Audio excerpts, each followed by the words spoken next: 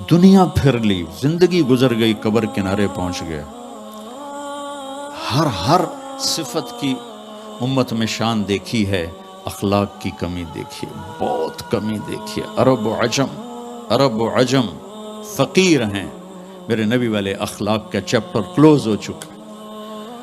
یہ اسلام کا سب سے مشکل چیپٹر ہے۔ میرے نبی نے کہا سب سے وزنی ان اثقل شیء یوضع فی المیزان حسن الاخلاق، سب سے وزنی چیز جو نامہ اعمال میں رکھی جائے گی وہ اخلاق ہے۔ لقمان علیہ السلام کا فرمان ہے کبھی چپ رہنے پہ نہیں پچھتایا، ہمیشہ زبان کے بول پہ پچھتایا۔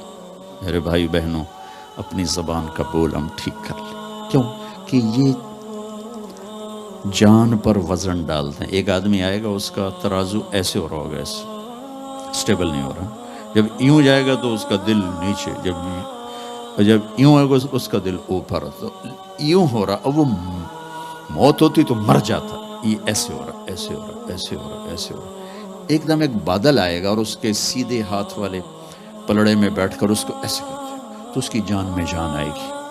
تو وہ فرشتے سے پوچھے گا تولنے والے، بھائی یہ کیا چیز ہے؟ وہ بادل سے کہے گا یہ تیرے اخلاق ہیں جو آج تجھے بچا کے، یہ تیرے اخلاق ہیں۔ نماز نہیں کہا، روزہ نہیں، حج نہیں، زکوٰۃ نہیں، ذکر نہیں، تلاوت نہیں، کہ یہ تیرے اخلاق ہیں جو آج تجھے بچا کے۔ بھائیو، بازار میں جو چیز کم ہوتی ہے اس کا ریٹ زیادہ ہوتا ہے، جو زیادہ ہوتی ہے اس کا ریٹ کم ہوتا ہے۔ میرے نبی نے یہ جو ہمیں اخلاق کا سودا دیا ہے، یہ انسانی مارکیٹ میں ہے ہی کوئی نہیں۔ ہے ہی کوئی نہیں کا مطلب ہے کہ بہت کم ہے۔ جو مرد عورت اسے لے لے گا بہت بڑی قیمت لگوا لے، بہت بڑی قیمت لگوا لے گا۔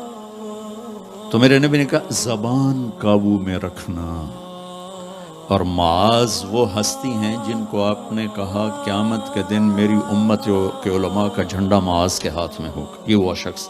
اور میں 4 سال پہلے جماعت میں اردن گیا، ان کی قبر پہ گیا تو خوشبو پھیلی ہوئی تھی، میں سمجھا چادروں کی خوشبو جو قبر پر پڑی تھی۔ تو ایک صاحب مجھ سے کہنے لگے یہ خوشبو آپ کو محسوس ہو رہی؟ وہ بھی وہیں کھڑے تھے مزار میں۔ کہا جی۔ کہا یہ چادروں سے آپ سمجھ رہے ہیں؟ میں کہا جی ہاں۔ کہا سونگو۔ میں نے چادروں کو سونگا، کوئی نہیں۔ اس نے کہا یہ قبر سے آ رہی، جب سے یہ بندہ یہاں سویا ہے یہ قبر سے آ رہی۔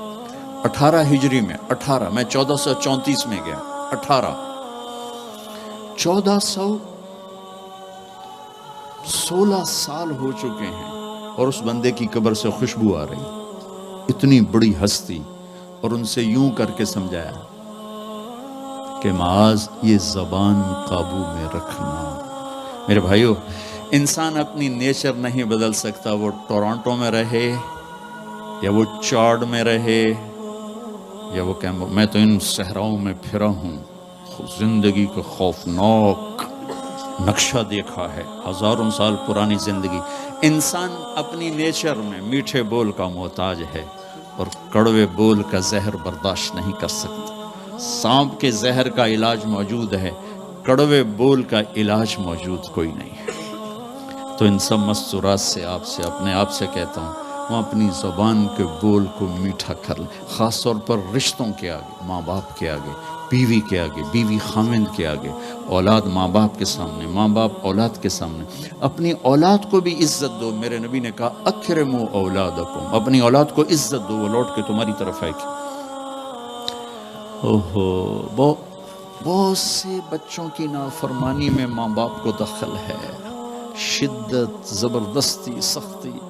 میرے نبی اپنی بیٹی فاطمہ کو کیا عزت دیتے تھے؟ آپ تشریف فرما دو، بیٹھے ہو، بس فاطمہ کمرے میں گھر میں تشریف لاتی ہیں، میں باپ ہوں، میں بیٹھا ہوں، بیٹھا رہنا چاہیے، لیکن آپ یوں کھڑے ہوتے، فاطمہ داخل ہوئی، آپ کھڑے ہوتے، وہیں نہیں کھڑے ہوتے، آگے بڑھتے تھے اور یوں چومتے تھے، بوسہ